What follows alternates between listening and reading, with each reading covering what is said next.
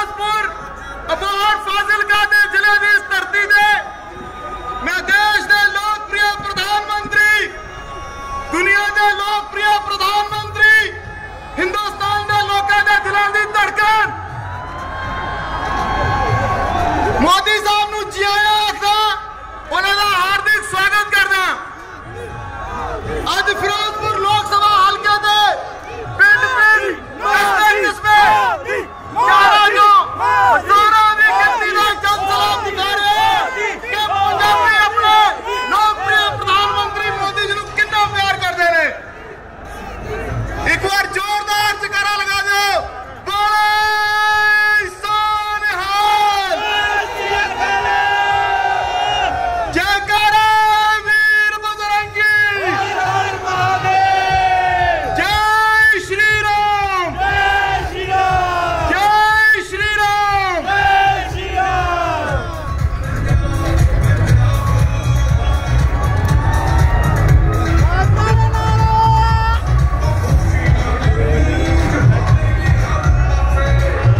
मैं बेनती करांगा साडे कैबिनेट मिनिस्टर हरदीप सिंह पुरी जी नूं कि आदरणीय प्रधानमंत्री जी नूं शॉल और पंजाब दे किसानां दा प्रतीक हल दे करके उन्हां दा स्वागत भी करनगे, उन्हां दा सम्मान भी करनगे, उन्हां दा अभिनंदन भी करनगे। एक बार खड़े होके जोरदार जयकारे नाल असीं पीएम साहब नूं पंजाब दी किसानी दा प्रतीक हल दे के नरेंद्र भाई मोदी जिंदाबाद, जिंदाबाद, जिंदाबाद, मोदी मोदी मोदी मोदी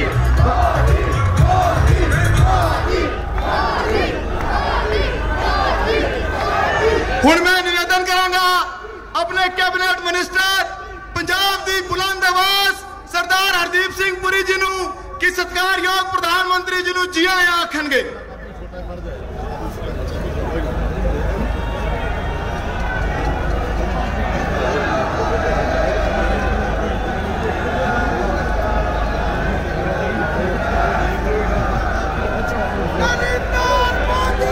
मेरे नाल आवाज उठाओ कि जड़ा बॉर्डर है सीमा 30 किलोमीटर दूर उत्थे तक पहुंचे तो उत्थे पार पहुंचे। भारत माता की नहीं, आवाज अरे उठ नहीं रही। भारत माता की बोले सोनिहाल।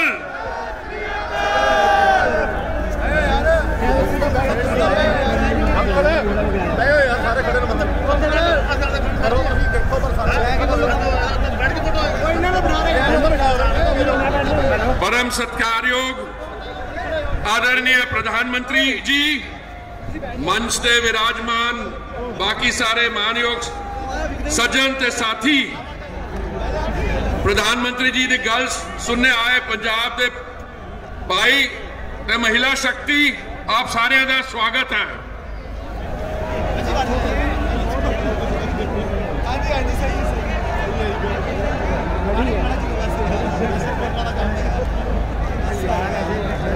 माननीय प्रधानमंत्री जी, इस समय मंच पर हमारे साथ हैं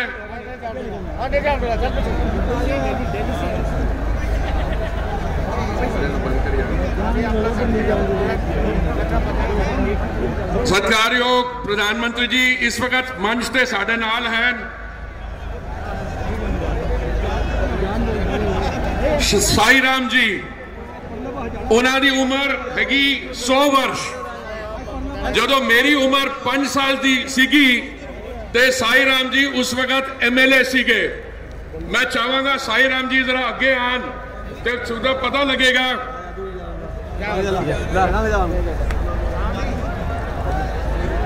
जदों मनु अपना बचपन याद आंदा है, साडियां मावां जदों सानू असीसां देंदियां सन, वो कहंदियां सन पुत पढ़ा लिखा होवे, तहसीलदार बन जा, DC बन जा। अज मावा की असीसां देंदियां ने, तेरा पुत्र कनेडा चला जावे। क्यों? क्योंकि इत्थे अज पंजाब की जो स्थिति हो गई है, लैंड माफिया, सैंड माफिया, नशे की माफिया, प्रधानमंत्री जी दा जिहड़ा जलंधर ते पठानकोट उन्होंने संबोधित किया। उन्होंने दसिया कि उन्होंने मार्गदर्शन की हैगा ते साडे जिहड़ा संकल्प असी 4 तरीक ते 8 तरीक ते 12 तरीक 11 संकल्प के पॉइंट तुहाडे सामने रखे सन। पंजाब किस तरह सुधर सकता है, पंजाब के किसानों वास्ते प्रधानमंत्री जी का मार्गदर्शन, पंजाब की इंडस्ट्री वास्ते, व्यापारियों वास्ते, पंजाब के आम नागरिक वास्ते जो संकल्प विच गल्लां रखिया गई ने, पंजाब वास्ते 1 लाख करोड़ का पैकेज कि पंजाब का इंफ्रास्ट्रक्चर उठ सके, क्योंकि पिछले 2 सालों में 15,000 इंडस्ट्री पंजाब को छड़ गई है। नशा एक बड़ी वड्डी समस्या है साडे सामने। तो कुछ जो लोग हैं जो दिल्ली का मॉडल इत्थे लियाते ने, जो दिल्ली च उन्होंने हर कॉलोनी लोग बच्चों के स्कूल के बाहर दारू के ठेके खोलते ने, वो पंजाब नो नशा मुक्ति की गल करते हैं इत्थे आके। मैं 1974 सर्विस ज्वाइन की थी इम्तिहान देने तो बाद। उस वक्त बड़े फखर नाल असीं कहंदे सीगे कि पंजाब जिहड़ा हैगा इंडिया विच पहली स्थान ते है। साडी GDP, साडी कंट्रीब्यूशन 1984 विच तुहानूं याद है जून के महीने विच दरबार साहब ते हमला होया।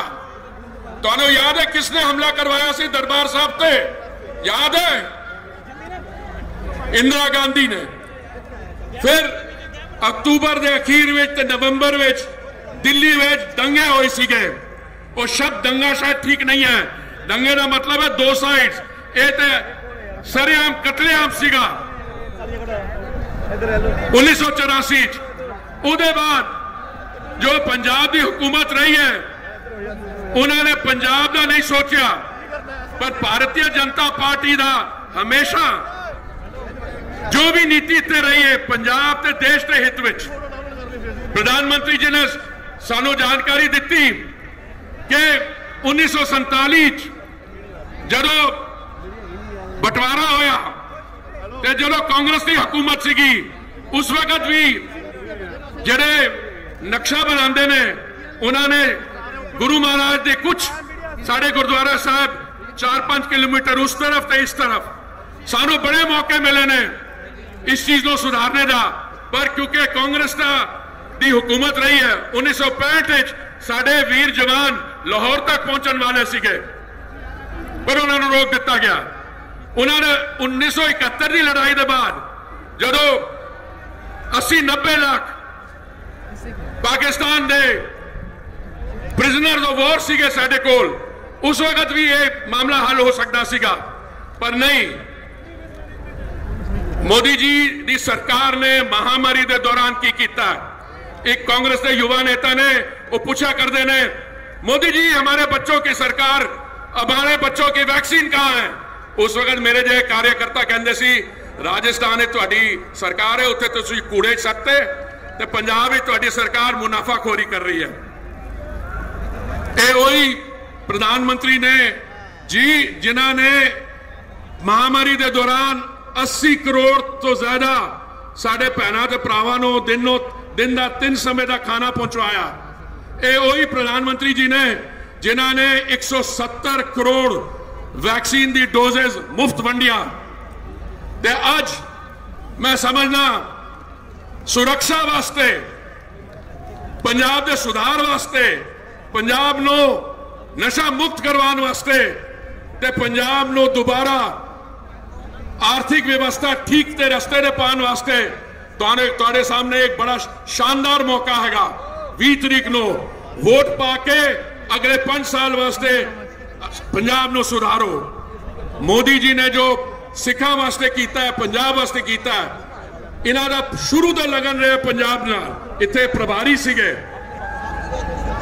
करतारपुर दा लहंगा गुरुद्वारे ते GST हटाना, और जी काली सूची बनाई सीगे 1984 के बगैर उन्होंने ठीक करना। ते बाकी लोग आके इत्थे प्रचार करते हैं जो चाहते हैं कि किसी भी हालत हो पंजाब के मुख्यमंत्री बन जान।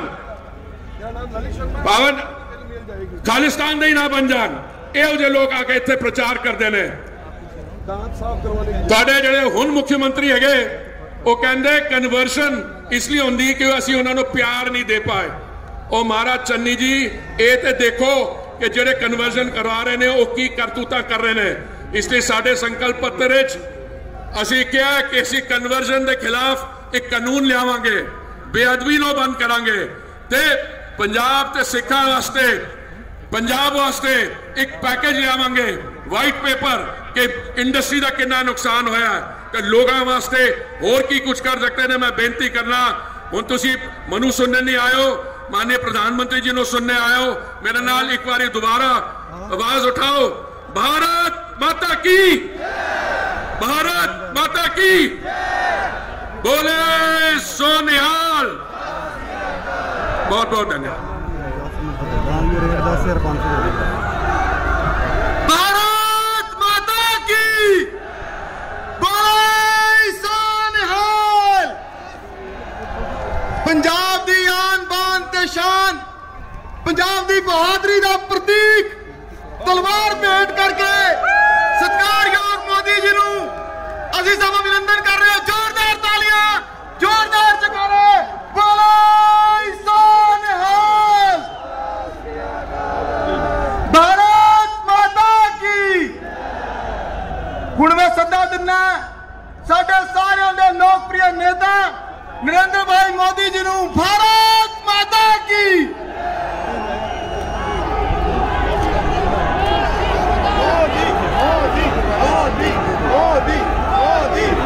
वाहेगुरु जी का खालसा,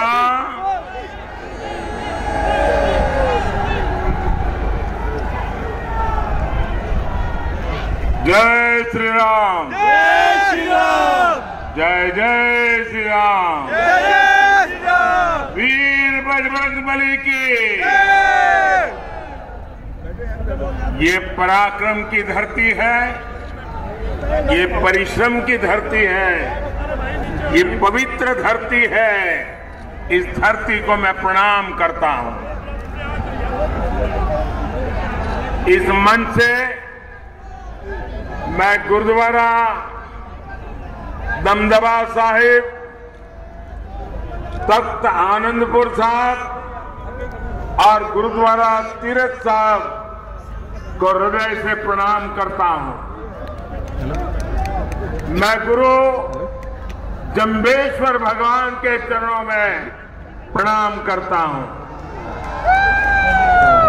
भगवान जम्बेश्वर की प्रेरणा से हमारा बिश्नोई समाज आज भी पूरी दुनिया में जीव प्रेम और पर्यावरण का सबसे जागरूक सिपाही माना जाता है। साथियों, इस चुनाव में ये पंजाब में इस बार का जो चुनाव है ये एक प्रकार से मेरी आखिरी सभा है और कल शाम को चुनाव प्रचार भी समाप्त हो रहा है। मैं बीते कुछ दिनों से पंजाब के अलग अलग क्षेत्रों में गया हूं। पूरे पंजाब में आज एक सुर से एक ही आवाज उठ रही है, भाजपा को जिताना है, एनडीए को जिताना है, पंजाब में डबल इंजन की सरकार बनाना है।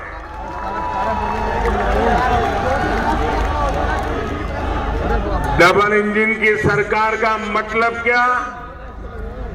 पंजाब का इस दशक में सबसे तेज विकास।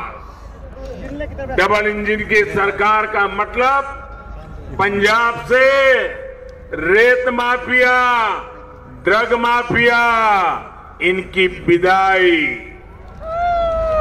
डबल इंजन की सरकार का मतलब है पंजाब की औद्योगिक इकाइयों में नई ऊर्जा भरना। डबल इंजन की सरकार का मतलब है पंजाब के युवाओं को रोजगार, स्वरोजगार के नए मौके देना। साथियों, पंजाब को आज एक ऐसी सरकार चाहिए जिसकी प्रेरणा राष्ट्रभक्ति हो, जिसकी प्रेरणा पंजाब का विकास हो। बीजेपी पूरे समर्पित भाव से पंजाब के लोगों के सामने पंजाब की सुरक्षा का संकल्प लेकर, पंजाब के विकास का संकल्प लेकर के आई है। एक बार भाजपा को आपकी सेवा करने का मौका दीजिए, एक बार 5 साल मुझे दीजिए।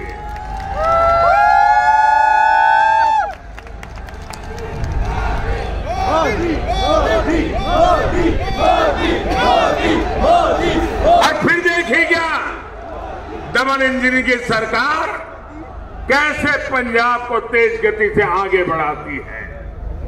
आप देखिए, देश के इतने सारे राज्य हैं, जब कांग्रेस एक बार गई तो फिर कभी लौटकर आई ही नहीं।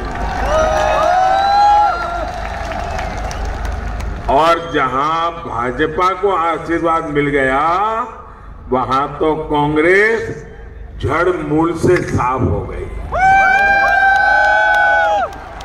साथियों, पंजाब के एक क्षेत्र ने देश को ये दिखाया था कि खेती भी खुशहाली का जरिया बन सकती है।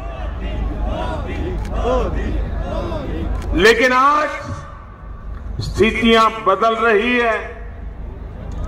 यहां की मिट्टी की उपजाऊ क्षमता घट रही है, मिट्टी में केमिकल्स बढ़ गए हैं। भाई और बहनों, इतिहास गवाह है, कांग्रेस ने किसानों को हमेशा धोखा दिया। स्वामीनाथन कमीशन की सिफारिशों को लागू करने की मांग सालों से देश में थी। ये फाइल पर बैठ गए थे, लेकिन कांग्रेस सरकारें झूठ पर झूठी बोलती रही। केंद्र में हमारी सरकार बनी तो हमने उन सिफारिशों को लागू करने का काम करके दिखाया। भाइयों बहनों, ये हमारा किसानों के प्रति हमारी भारतीय जनता पार्टी का लगाव है। हमने, आप देखिए पुराने रिकॉर्ड, और मैं चुनौती देता हूं किसी भी दल को, हमारे समय में अनाज की रिकॉर्ड खरीदी की और किसानों के बैंक खातों में सीधे पैसा भेजा है हमने, उसके खाते में सीधा पैसा आता है। भाई और बहनों, पंजाब के किसानों को आज नई सोच और नए विजन वाली सरकार चाहिए। आज किसान को बेहतर फसल, कम लागत और बेहतर कीमत की जरूरत है। इसके लिए हमारी सरकार बीज से बाजार तक नई व्यवस्था बना रही है। ये भाजपा की सरकार है जिसने जल जीवन मिशन शुरू किया है। आज हम पंजाब के घर घर में साफ पानी का कनेक्शन देने के लिए, नल से जल पहुंचाने के लिए हम बहुत तेज गति से काम कर रहे हैं। साथियों, पंजाब में आज हर व्यापार माफियाओं के कब्जे में है। व्यापारियों को माफियाओं की कृपा पर जीने के लिए मजबूर होना पड़ रहा है। इसकी सबसे बड़ी तकलीफ हमारे छोटे व्यापारियों को हो रही है। राज्य में असुरक्षा बढ़ती है, गलत नीतियां होती हैं, तो हमारा व्यापारी इसका नुकसान उठाता है। आज आप देखिए, इतनी संभावनाओं से भरा पूरा पंजाब, लेकिन इंडस्ट्री यहां से छोड़ करके भाग रही है, हमारे नौजवानों का भविष्य में एक सवालिया निशान खड़ा हो रहा है। कांग्रेस सरकार की नीतियों के कारण यहां जल्दी कोई आने को तैयार भी नहीं है। वो 7 बार सोचता है क्या जाऊंगा और माफियाओं के चरण में जाना पड़ेगा तो क्या होगा। इन स्थितियों को भी डबल इंजन की सरकार ही बदल सकती है। आप मुझे बताइए, और कोई इसको बदल सकता है क्या? और कोई बदल सकता है क्या? एक भी सारे चेहरे याद कर लो, किसी में दम है क्या? भाइयों बहनों, ये अगर करेगा तो मोदी ही करेगा।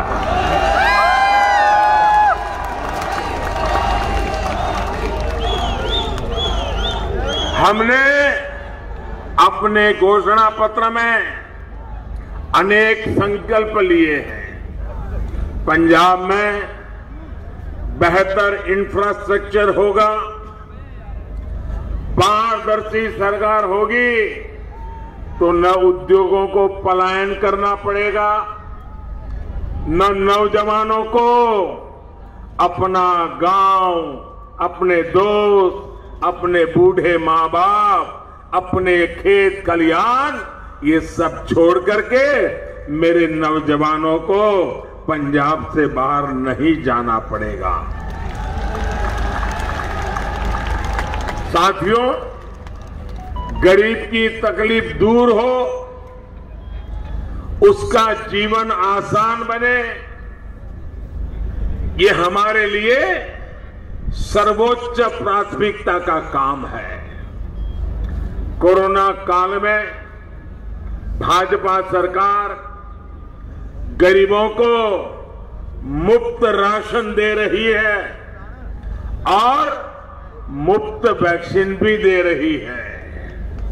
आपको सबको वैक्सीन लगी है? सबको वैक्सीन लगी है? आपको कोई पैसा देना पड़ा क्या? भाइयों बहनों, ये आपकी जिंदगी को बचाने में एक रक्षा कवच के रूप में काम आ रहा है कि नहीं आ रहा है? आपके जीवन को बचाने के लिए भारत सरकार पूरी रात दिन काम कर रही है कि नहीं कर रही है? भाइयों बहनों, आयुष्मान भारत की वजह से, इस योजना की वजह से पंजाब के 11 लाख गरीबों ने अच्छे अस्पतालों में अपना मुफ्त इलाज कराया है। ये हमारी योजना ऐसी है कि अगर आयुष्मान भारत का आपके पास कार्ड है, इस देश के 50 करोड़ लोगों को इसका लाभ मिल रहा है। 50 करोड़, दुनिया के देशों की आबादी से भी ज्यादा लोगों को। और इसकी विशेषता यह है कि आप अगर मुंबई गए हैं, बीमार हो गए, अहमदाबाद गए हैं, बीमार हो गए, लखनऊ गए, बीमार हो गए, तो वहां की अस्पताल में इसी कार्ड से मुफ्त में तत्काल आपको डॉक्टरों से सेवा मिलेगी। आपकी ऑपरेशन की जरूरत पड़ गई तो वो भी कर दिया जाएगा। यानी पंजाब का नागरिक हिंदुस्तान में कहीं पर भी जाएगा तो उसको ये सुविधा है। लेकिन मैं एक और दुख की बात बताता हूं, आपके पास कार्ड है, आप अहमदाबाद जाएंगे तो ऑपरेशन हो जाएगा, भोपाल जाएंगे तो ऑपरेशन हो जाएगा, लखनऊ जाएंगे तो हो जाएगा, लेकिन दिल्ली जाएंगे जहां मुख्यमंत्री जो बैठे हैं,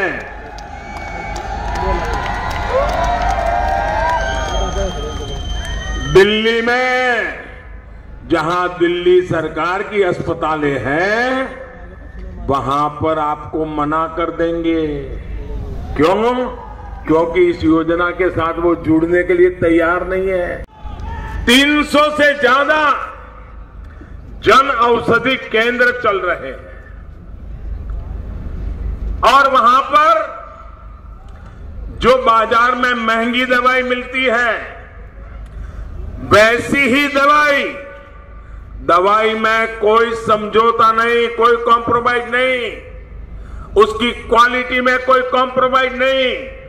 लेकिन हमने जो जन औषधि केंद्र खोले हैं, जो बाजार में दवाई 100 रुपये में मिलती है वो ही दवाई यहां 10 रुपये 20 रुपये में मिल जाती है। भाइयों, ये काम हमने किया। हम कैसे मदद कर रहे हैं देखिए आप। अगर किसी के परिवार में बुजुर्ग मां बाप है, डायबिटीज हो गया, रोज उनको गोलियां लेनी पड़ रही है, इंजेक्शन लेना पड़ रहा है, अगर ये दवाइयां घर में ला दी महीने का 2-2.5 हजार का खर्चा तो होता ही होता है। मध्यम वर्ग के परिवार पर 2-2.5 हजार का दवाई का बोझ लग जाता है। लेकिन अगर जन औषधि से ले आएंगे दवाई तो सिर्फ 100-150 रुपये में आपका काम चल जाएगा। हर गरीब परिवार का, मध्यम वर्ग के परिवार का 1000-1500 रुपया बचेगा कि नहीं बचेगा? बचेगा कि नहीं बचेगा? लेकिन हम इसके लिए अरबों खरबों की जाहिरात नहीं करते भाई। हम तो गरीब के लिए जीते हैं, गरीब के लिए काम करते हैं, मध्यम वर्ग के लिए जीते हैं, मध्यम वर्ग के लिए काम करते हैं। अगर हाई ब्लड प्रेशर है, अगर उन्हें ऐसे स्टोर में गए, बहुत सस्ते में दवाई मिल जाएगी। इन केंद्रों से भी हर साल पंजाब के लोगों को करीब 300 करोड़ रुपयों का फायदा हो रहा है। यहां के नागरिकों को दवाई के खर्चे में 300 करोड़ की बचत। भाइयों बहनों, ये मदद है कि नहीं है? ये मदद है कि नहीं है? ये आपका भला करने के लिए है कि नहीं है? क्या कभी हमने किसी अखबार में इश्तिहार दिया है क्या? एडवर्टाइजमेंट दिया है क्या? इसी तरह हमारी सरकार ने जो स्टेंट के पैसे कम कराए हैं, हृदय की बीमारी हो, हार्ट का स्टेंट लगाना है, आजकल नी की बीमारी हो जाती है, 50-60 साल की उम्र के बाद शुरू हो जाता है, नी ट्रांसप्लांट करवाते हैं, इसमें भी हमने उसके दाम बहुत कम करवा दिए, कानून का उपयोग किया। और इसके कारण जिन जिन लोगों ने हृदय में अगर स्टेंट लगवाया है, हार्ट में ऑपरेशन करवाया है या नी ऑपरेशन करवाया है, उसके भी करोड़ों रुपयों की बचत हुई है। भाइयों बहनों, हेल्थ सेक्टर में काम कैसे होता है इसके ये उदाहरण मैं बताता। पीएम किसान सम्मान निधि के तहत केंद्र सरकार ने पंजाब के किसानों के बैंक खातों में 3,700 करोड़ रुपया 3,700 करोड़ रुपया सीधा किसान के बैंक के खातों में जमा हुआ है। अकेले पंजाब में, बीच में कोई कंपनी, कट की कंपनी नहीं, कोई बिचौलिया नहीं, कोई माफिया नहीं, सीधा। भाइयों बहनों, मुझे बताइए, किसान मुझे आशीर्वाद देगा कि नहीं देगा? देगा कि नहीं देगा? इसका लाभ पंजाब में करीब 23 लाख किसानों को मिला है। 23 लाख किसानों को केंद्र सरकार की प्रधानमंत्री आवास योजनाओं के तहत पंजाब में 75,000 से अधिक घर बनाए जा रहे हैं और एक घर बनाने के लिए 1.25 लाख रुपया उनके खाते में भारत सरकार जमा करवाती है ताकि वो पक्के घर में जिंदगी गुजारना शुरू करे। भाई, गरीबों को पक्के घर के लिए अकेले पंजाब को 2,000 करोड़ रुपए से के भी अधिक की राशि दी गई है। इधर आंकड़े जोड़ दीजिए, मैं तो कुछ ही बता रहा हूं, ये सारा दिल्ली से पैसा पंजाब की धरती पर उतारने का हमने काम किया है। साथियों, उजाला स्कीम के तहत हमने बिजली बिल कम हो, हमेशा के लिए बिजली का खर्चा कम हो, आपकी जेब से ज्यादा पैसे न जाएं, एक स्थायी व्यवस्था बनाई और टेक्नोलॉजिकल सॉल्यूशन निकाला। इसके तहत एलईडी बल्ब हमने पंजाब में वितरित किए। इस वजह से गरीबों के बिजली के बिल में 900 करोड़ रुपए से भी अधिक बिजली का बिल बचा है। अगर मध्यम वर्ग के घर में 4 लट्टू वाले हैं तो उसका 1500-2000 रुपया बच जाता है बिजली का। भाइयों, ये लोग आज जो वादे कर रहे हैं वो एक प्रकार से आपके घर में रोशनी लाने का वादा नहीं है, आपके जेब के पैसे बचाने का वादा नहीं है। ये ऐसा रास्ता है जो पूरे पंजाब को कुछ ही वर्षों में अंधकार में डुबो देगा। बिजली के कारखाने चलाने की ताकत नहीं होगी, पूरा पंजाब अंधेरे में फंस जाएगा। ये रास्ता इन्होंने चुना है। आप मुझे बताइए, क्या पंजाब में अंधेरा आने देना है? अंधेरा आने देना है? अंधेरा आने देना है? तो इन लोगों को दिल्ली में ही रोक लो भैया, आने मत दो यहां।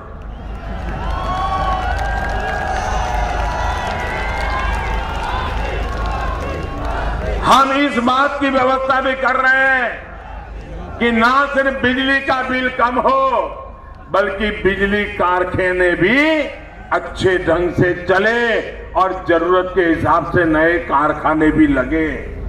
साथियों, 84 के दंगों के समय जब कांग्रेस के नेता नौसंवार चल रहा था और कांग्रेस के नेता क्या कर रहे थे, हुक्म कहां से आ रहे थे, ये आपसे ज्यादा और कौन जानता है भाइयों।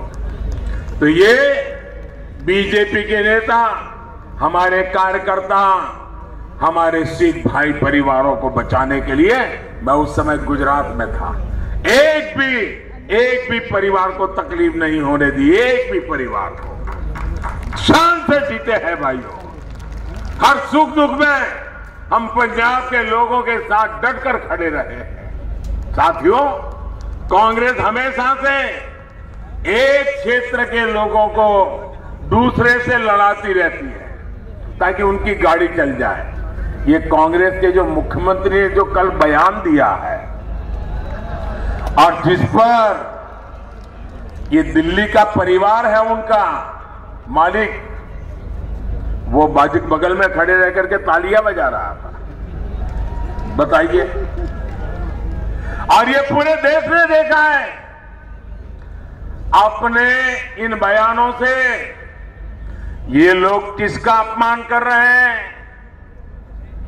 यहां का कोई ऐसा गांव नहीं होगा, कोई ऐसा गांव नहीं होगा जहां हमारे उत्तर प्रदेश के भाई बहन या हमारे के बिहार के भाई बहन यहां पर मेहनत न करते हो, ऐसा कोई गांव नहीं होगा भाइयों।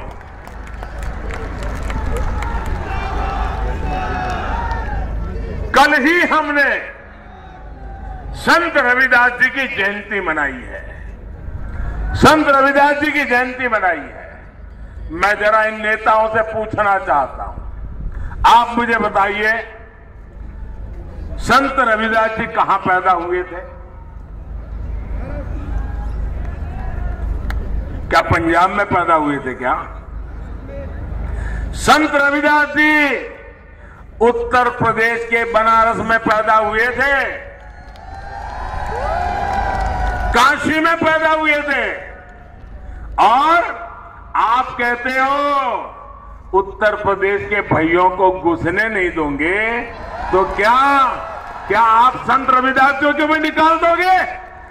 क्या संत रविदास जी के नाम को मिटा दोगे?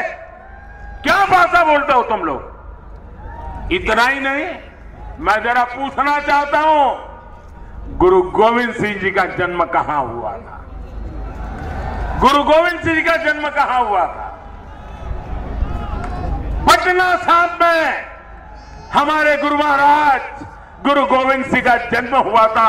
और आप पटना में हुआ बिहार में हुआ और तुम कहते हो बिहार के लोगों को घुसने नहीं देंगे, तो क्या तुम गुरु गोविंद सिंह महाराज का अपमान करोगे?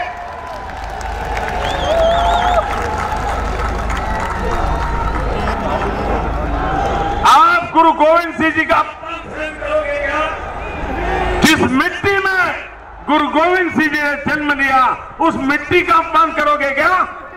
जिस मिट्टी में गुरु गोविंद सिंह जी ने जन्म लेकर के हमारी रक्षा की उस मिट्टी के संतानों को पंजाब में घुसने नहीं देंगे, ये भाषा का प्रयोग करोगे क्या? संत रविदास जी जिन्होंने समाज का इतना बड़ा कल्याण किया, काशी में पैदा हुए, आज पंजाब के हर घर में संत रविदास जी के प्रति श्रद्धा है, क्या आप उनको भी निकाल दोगे? हम यूपी बिहार के लोगों को घुसने नहीं देंगे। भाइयों बहनों, इस तरह की विभाजनकारी सोच को एक पल के लिए पंजाब में राज करने का अधिकार नहीं है। भाइयों बहनों, हमारा पंजाब सीमावर्ती राज्य है। इस पर सीमा पार से हमेशा नापाक नजरें बनी रहती है, गड़ी रहती है।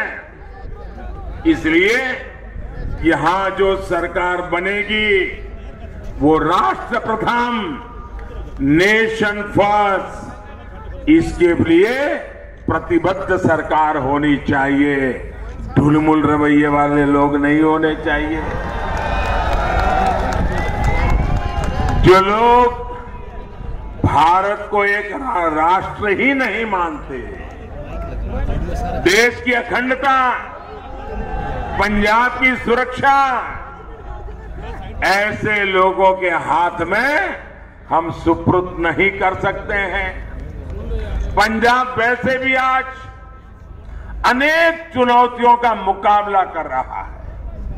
इन चुनौतियों में अब एक समस्या अस्थिरता वाली हमने किसी भी हालत में जोड़ दी नहीं है, लेकिन आज कांग्रेस पंजाब को फिर से अस्थिरता की तरफ ले जाने का प्रयास कर रही है। साथियों, कांग्रेस की जो पार्टनर इन क्राइम एक नई पार्टियां आई हैं, वो भी एक के बाद एक रोज नए झूठ, रोज नई मनगढ़ंत बातें पंजाब में आकर बोल रहे हैं। वो लोग जिनकी दिल्ली में सरकार है, आप अगर इनकी सरकार को देखेंगे तो पता चल जाएगा कि ये लोग सिखों को, पंजाबियों को डगर डगर पर कितना अपमानित करते हैं। दिल्ली जाओगे तो पता चलेगा।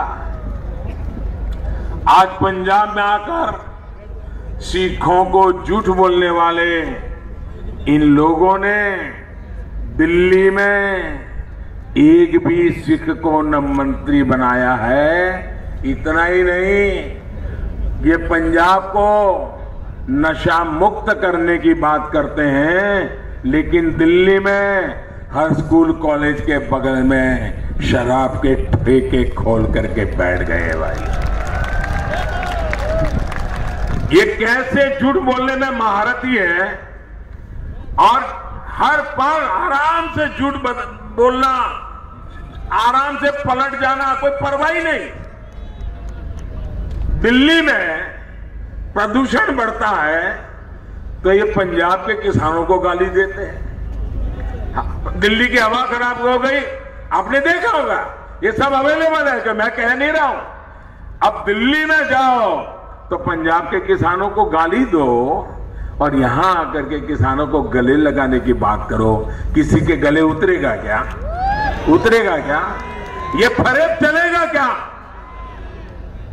जब कोरोना की वेव आई तो इन लोगों ने यूपी, पंजाब, हरियाणा के लोगों को झूठ बोल करके भगा दिया कि बहुत बड़ा भयंकर होने वाला है, महीनों तक खाना नहीं मिलेगा, भागो। जो लोग दिल्ली में पंजाब, हरियाणा, उत्तर प्रदेश के लोगों को भगा देते हैं, वो आज आपके पास आए हैं। आप क्या करोगे? इनको मेहमान गति स्वीकार करोगे क्या?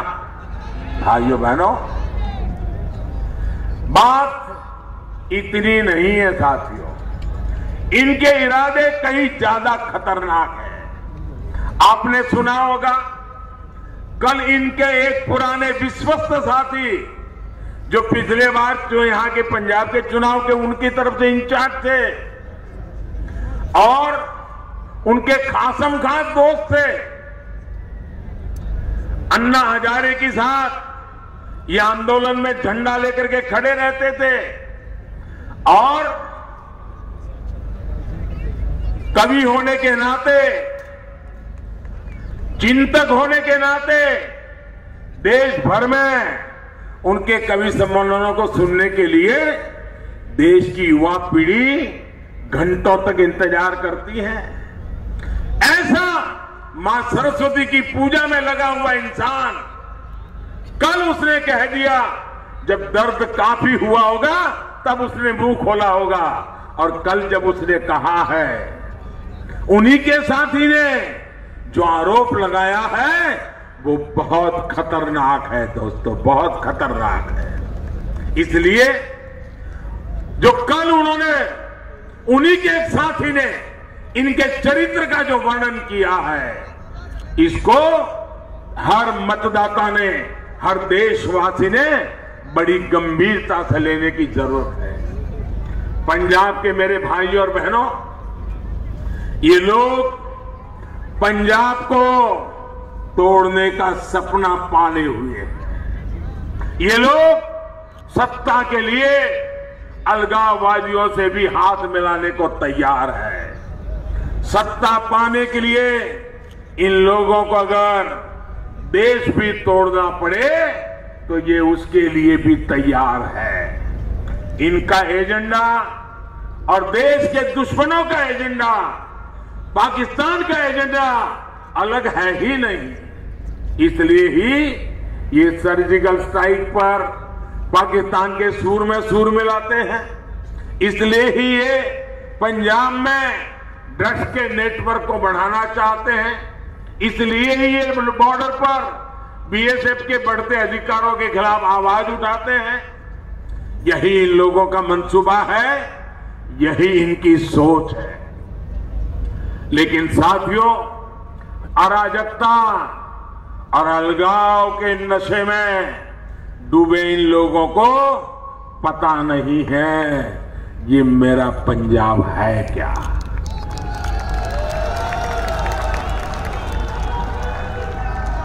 ये मेरे पंजाब ने कितने घाव झेले हैं, लेकिन इस देश के लिए मरने मिटने में कोई आगे रहा है तो मेरा पंजाब रहा है भाइयों। पंजाब उन गुरुओं, उन शहीदों की भूमि है जिन्होंने देश के लिए अपने प्राण न्योछावर कर दिए थे। ये पंजाब और ये भारत किसी की साजिशों से टूटने वाला नहीं है। हर भारतीय ऐसी ताकतों के सामने पूरी ताकत से खड़ा है। भाइयों और बहनों, ये सामान्य चुनाव नहीं है। ये पंजाब के वर्तमान के लिए, पंजाब के भविष्य के लिए बहुत महत्वपूर्ण चुनाव है। अब बीच में 2-3 दिन ही बचे हैं। 20 तारीख को पंजाब के लोगों को इनके अपराधों का हिसाब करना है। करोगे? चुन चुन के हिसाब करोगे? पल पल का हिसाब करोगे? 20 तारीख को पंजाब के लोगों को भाजपा के लिए, एनडीए के लिए, नवा पंजाब के लिए पुरजोश भारी मात्रा में ज्यादा से ज्यादा संख्या में वोट करना है। वोट करोगे ना? करोगे ना? ऐसा तो नहीं होगा ना कि इस सभा के बाद अरे भाई सभा बड़ी जबरदस्त हो गई, रैली बड़ी जबरदस्त हो गई, चलो आज सो जाते हैं। ऐसा नहीं करोगे ना? ऐसा नहीं करोगे ना?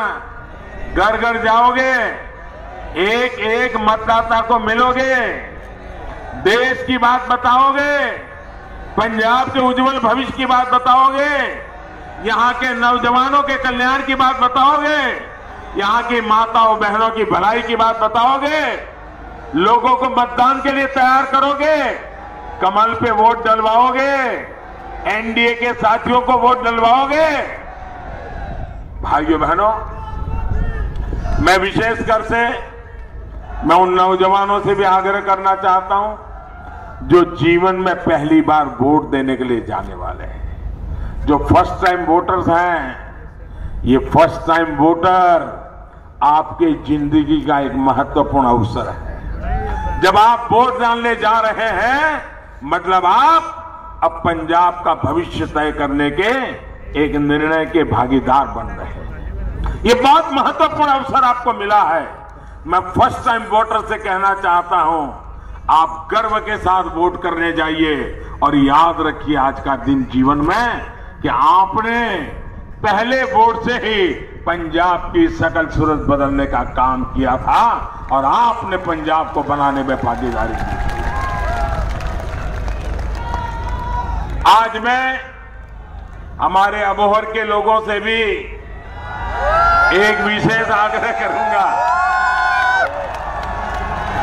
मैं जब यहां मंच पे बैठा था तो जब मैं यहां काम करता था सारे पुराने परिवार सबको मैं देख रहा हूं, दूर से हाथ उठा करके नमस्ते कर रहा हूं।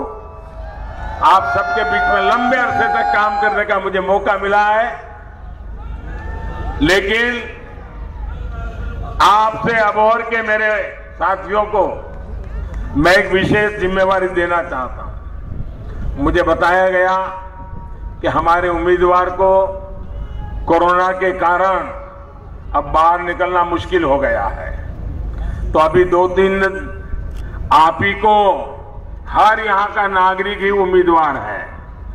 अब हमारे उम्मीदवार कोरोना के कारण ना आ पाए, हर व्यक्ति हमारा उम्मीदवार है, हर कार्यकर्ता हमारा उम्मीदवार है। हमें मिलकर के अबोहर में 2-4 दिन उनको थोड़ा रेस्ट करना पड़ेगा, आइसोलेशन में रहना पड़ेगा। उस काम को हम निभाएंगे क्या? एक कार्यकर्ता इस बात को निभाएगा। देखिए हम मिलकर चलेंगे। एनडीए के हमारे साथी श्रीमान ढींडसा साहब, कैप्टन साहब, हम सब मिलकर के पंजाब के सपनों को पूरा करने में कोई कमी नहीं रहेगी। इसी आशा के साथ आप सभी का बहुत बहुत धन्यवाद। दोनों मुट्ठी बंद करके पूरी ताकत से बोलिए भारत माता की, भारत माता की, भारत माता की। जो हमारे उम्मीदवार है इस चुनाव में, उनसे मेरी यह प्रार्थना आगे आ जाए ताकि मैं भी आपके साथ खड़ा हो जाऊं, हरदीप जी भी आ जाएं। भारत माता की, भारत माता की। बहुत बहुत धन्यवाद।